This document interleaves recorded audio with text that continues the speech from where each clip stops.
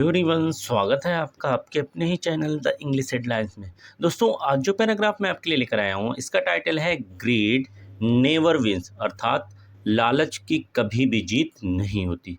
बहुत ही अच्छा पैराग्राफ है दोस्तों, बहुत कुछ आपको इसमें से सीखने को मिलेगा। बहुत सारे ऐसे स्ट्रक्चर होंगे जिसको ग्रामेटिकली भी आपको बताऊंगा। इस पैराग्राफ की मदद से आप बहुत ही आसानी के साथ इंग्लिश को पढ़ सकते हैं, बोल सकते हैं और इसे सीख सकते हैं। दोस्तों, जो तरीका मैं आपको बताने जा रहा हूँ, अगर उसे सही तरीके से आपने अप्लाई किया तो आप देखेंगे हफ्ते 10 दिनों के अंदर वो ट्रांसफॉर्मेशन आप में दिखेगा जिस पर आप खुद विश्वास नहीं कर सकते। इंग्लिश को सीखने के लिए वर्ड मीनिंग बहुत ही ज़्यादा महत्वपूर्ण है। जितनी अच्छी आपकी वर्ड मीनिंग होगी उतनी जल्दी आप इंग्लिश को इम्प्रूव कर पाएंगे। तो इस पैराग्राफ में तो एक एक वर्ड्स की मीनिंग को मैं हिंदी में लिखता हुआ चलूँगा ताकि आपके लिए इंग्लिश को पढ़ना और समझना आसान हो सके। कभी किसी बुक को पढ़ें तो किस सेंस में बात की जा रही है, कैसे मीनिंग को निकालेंगे, ये आज समझ सके। तो आइए दोस्तों, वीडियो को स्टार्ट करते हैं। वीडियो का टाइटल है ग्रीड यानी कि लालच, नेवर कभी नहीं, विंस यानी जीतती। तो ग्रीड नेवर्स विन, अर्थात लालच की कभी जीत नहीं होती। दोस्तों, लालच एक ऐसी बीमारी है जो इंसान को अमीर बनाने का सपना दिखाकर सब कुछ छीन लेती है। दोस्तों, ये कहानी एक गरीब किसान की है जो मिली हुई दौलत की नाकदरी करता है तो क्या उसे सबक मिलता है, इस खूबसूरत सी स्टोरी से सीखते हैं। तो आइए वीडियो को स्टार्ट करते हैं। Once a poor farmer lived in a small village. तो वंस यानी एक बार, वंस एक बार। दोस्तों, एक और इसका सेंस होता है एक बार की बात है। ये कंप्लीट मीनिंग इस एक वर्ड में रखता है। ए पुअर फार्मर, ए यानी कि एक, पुअर गरीब, पुअर यानी कि गरीब, फार्मर किसान। तो एक गरीब किसान, लिव्ड रहता था, लिव्ड रहता था, इन यानी कि में, इन में ए स्मॉल। दोस्तों, ए हो जाएगा एक, स्मॉल यानी छोटे, और विलेज का अर्थ दोस्तों होता है गांव। क्या होता है? विलेज यानी कि गांव।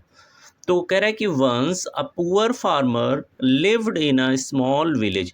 एक बार की बात है, एक गरीब किसान एक छोटे से गांव में रहता था। दोस्तों, इस वीडियोस का मतलब सिर्फ आपको इंग्लिश टू हिंदी ट्रांसलेट करना नहीं, बल्कि हर एक वीडियो से छोटी छोटी जानकारी देना है जो आपके इंग्लिश सीखने की सफ़र में बहुत ही ज़्यादा लाभकारी हो सकती हैं। तो he worked hard but earned very little. He यानी कि वो, ही यानी कि वो, वर्कड मेहनत करता, वर्कड यानी मेहनत करता, हार्ड दोस्तों होता है कठिन, हार्ड यानी कि कठिन। तो वो कठिन मेहनत करता था या वो कठिन परिश्रम करता था, दोनों अर्थ आप निकाल सकते हैं। बट लेकिन, बट यानी कि लेकिन, अर्न, अर्न यानी कि कमाता था, कमाता, वेरी बहुत, वेरी यानी कि क्या हो जाएगा दोस्तों? बहुत, लिटिल यानी कि कम, लिटिल यानी कि कम। तो वो कठिन मेहनत करता था लेकिन बहुत कम कमाता था। One morning while collecting eggs from his hen, he noticed something shiny. One morning, one यानी कि एक, वन यानी कि एक, मॉर्निंग सुबह, मॉर्निंग यानी कि सुबह। तो एक सुबह। दोस्तों, आप भी मेरे साथ साथ इन वर्ड्स की मीनिंग को नोट करते हुए चलिए। बहुत ही अच्छे अच्छे और नए नए वर्ड्स आपको सीखने को मिलेंगे। वाइल यानी जब, या एक और अर्थ दोस्तों इसका होता है दौरान, जब या दौरान। कलेक्टिंग, कलेक्टिंग यानी इकट्ठा करने, इकट्ठा करने। एक्स यानी कि अंडों, एक्स यानी कि क्या हो जाएगा? अंडों। फ्रॉम से, फ्रॉम से हिज, अपनी, हिज यानी कि अपनी, हैन यानी कि मुर्गी। ठीक है, हैन यानी कि क्या हो जाएगा? मुर्गी। तो कह रहे हैं कि एक सुबह अपनी मुर्गी से अंडों को इकट्ठा करने के दौरान ही नोटिस्ड, ही उसने, ही उसने, नोटिस्ड, नोटिस्ड यानी देखा, देखा, या इसका दूसरा अर्थ दोस्तों हो जाएगा गौर किया, गौर किया। समथिंग कुछ, समथिंग यानी कुछ चीज़, शाइनी यानी चमकीली, चमकीली या इसे आप दोस्तों कह सकते हैं चमकती हुई। तो कह रहे कि एक सुबह जब वो अपनी मुर्गी से अंडों को इकट्ठा कर रहा था, ले रहा था, तो उसने कुछ चमकीली चीज़ को देखा। It was a golden egg. It यानी कि ये क्या हो जाएगा, इट यानी कि ये। दोस्तों आप भी मेरे साथ साथ वर्ड्स की मीनिंग को बोलते हुए चलिए, इससे क्या होगा कि आप बहुत ही आसानी के साथ इंग्लिश को सीख सकते हैं। वॉज यानी था, तो इट वॉज ये था, एक गोल्डन एग, ए यानी कि एक, गोल्डन सुनहरा, गोल्डन यानी कि सुनहरा, या आप इसे कह सकते हैं दोस्तों सोने का, सुनहरा या सोने का एग यानी अंडा। तो कह रहा है कि ये चमकती हुई चीज़ क्या थी, एक सुनहरा अंडा था। तो उससे यहाँ पर वॉस का अर्थ निकलता है था। अगर वॉस की जगह पर इज़ होता, it is a golden egg, तो ये होता ये एक सुनहरा अंडा है। आप ये बताना चाहते हैं कि ये एक मोबाइल है, तो आप कह सकते हैं इट इज़ अ मोबाइल। आप ये मोहन, आप कहना चाहते हैं कि मोहन बीमार था, तो ये हो जाएगा मोहन वॉज सिक। राजू अकेला था, राजू वॉज अलोन। दोस्तों जब भी वॉज आता है तो ये भूतकाल की बात करता है, और जब इसी की जगह पर इज़ आ जाता है या आर आ जाता है तो ये वर्तमान काल की बात करता है। जैसे आप ये कहना चाहते हैं कि राजू बीमार है, तो ये हो जाएगा राजू इज़ सिक। उम्मीद है कि ये चीज़ें आपको क्लियर हुई होंगी। आगे है the farmers eyes widened in shock. Farmers यानी किसान की, किसान एपोस्ट्रोफियस का अर्थ क्या हो जाएगा दोस्तों, की, ठीक है, किसान की, आइज यानी कि आंखें, आइज यानी कि आंखें, तो किसान की आंखें वाइडेंड खुली रह गई, वाइडेंड यानी खुली रह गई, ठीक है। तो ये हो जाएगा उसकी आंखें खुली रह गई, इन यानी कि में, और शौक यानी हैरानी, शौक यानी कि हैरानी। तो the farmers eyes widened in shock, उस किसान की आंखें खुली की खुली रह गई हैरानी में जब उसने एक सुनहरा सा अंडा देखा। A golden egg, this must be a miracle. A यानी कि एक, ए एक, गोल्डन यानी सुनहरा, गोल्डन यानी क्या हो जाएगा, सुनहरा, एग अंडा, तो एक सुनहरा अंडा, दिस ये, दिस यानी कि क्या हो जाएगा ये, मस्ट जरूर, बी यानी होना, जरूर होगा। दोस्तों मस्ट बी दोनों का अर्थ मिलाकर हो जाएगा जरूर से होगा। ए यानी कि एक, और मिरेकल दोस्तों कहते हैं एक अच्छा वर्ड है, आप भी नोट कर लीजिएगा, चमत्कार। मिरेकल यानी कि चमत्कार। तो this must be a miracle, तो किसान की आंखें खुली की खुली रह गई उस सुनहरे अंडे को देखकर, तो उसने कहा कि ये तो एक सुनहरा अंडा, ये जरूर से एक चमत्कार होगा। He ran to sell it and got a lot of money. He यानी कि वो, he वो, ran दौड़ा, ran यानी कि दौड़ा, टू के लिए, टू यानी के लिए, सेल बेचना, तो वो बेचने के लिए दौड़ा, ठीक है यहाँ तक। इट यानी उसे, इट यानी कि उसे अर्थात अंडे को। दोस्तों यहाँ पर ही जो वर्ड है ये आ रहा है उस किसान के लिए। अगर यहाँ पर कोई स्त्री होती, कोई महिला होती, तो उसके लिए हम वर्ड यूज़ करते हैं शी को। क्या यूज़ करते हैं, शी को। और इट यहाँ पर आया हुआ है किसके लिए, अंडे के लिए। तो इंसान के अलावा कोई दूसरी चीज़ होती है तो उसके लिए हम वर्ड यूज़ करते हैं क्या, इट। एंड और गॉट यानी पाया, गॉट यानी पाया, अ लॉट ऑफ ढेर सारे, ढेर सारे, मनी यानी पैसा, मनी यानी पैसा या पैसे आप कह सकते हैं। तो वो उस अंडे को बेचने के लिए दौड़ा और बेचकर ढेर सारा पैसा पाया। ठीक है यहाँ तक। The next day the hen laid another golden egg। Next day यानी अगले, नेक्स्ट का अर्थ क्या होता है दोस्तों? अगले, और डे यानी कि दिन, तो अगले दिन। द hen यानी मुर्गी, hen यानी कि मुर्गी, लेड दी, लेड यानी दी, एनदर दूसरा, एनदर यानी कि दूसरा, गोल्डन सुनहरा, गोल्डन यानी सुनहरा या सोने का, एग यानी अंडा, एग यानी कि अंडा। तो अगले दिन उस मुर्गी ने दूसरा सुनहरा अंडा दिया।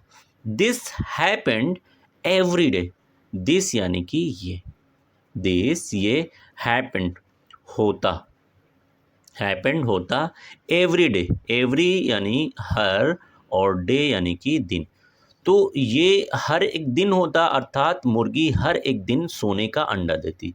ठीक है यहाँ तक।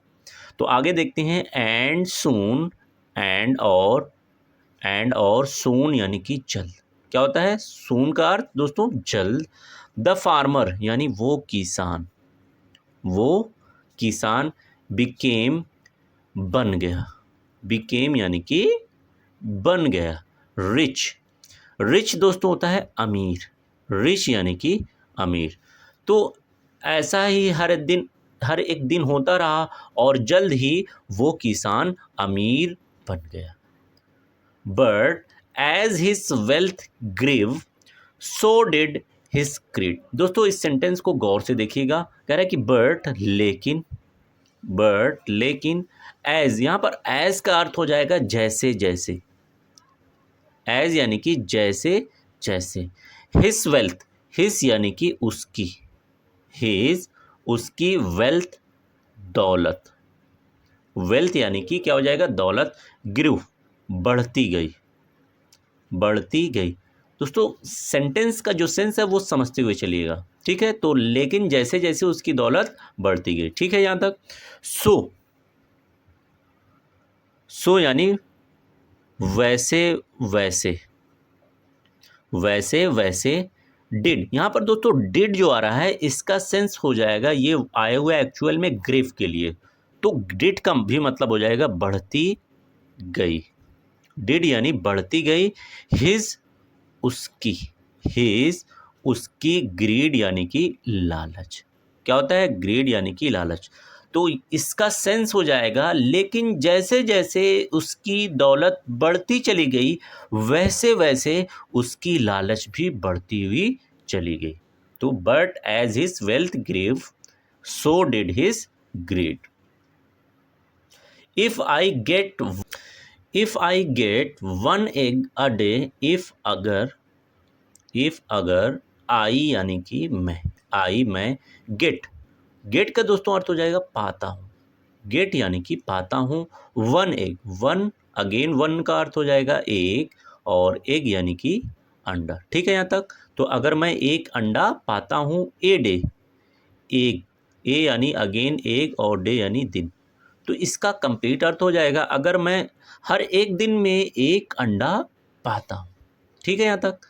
हाउ मैनी यानी कितने, हाउ यानी कितने, मैनी यानी सारे, कितने सारे। मस्ट बी का मतलब दोस्तों हो जाएगा होना।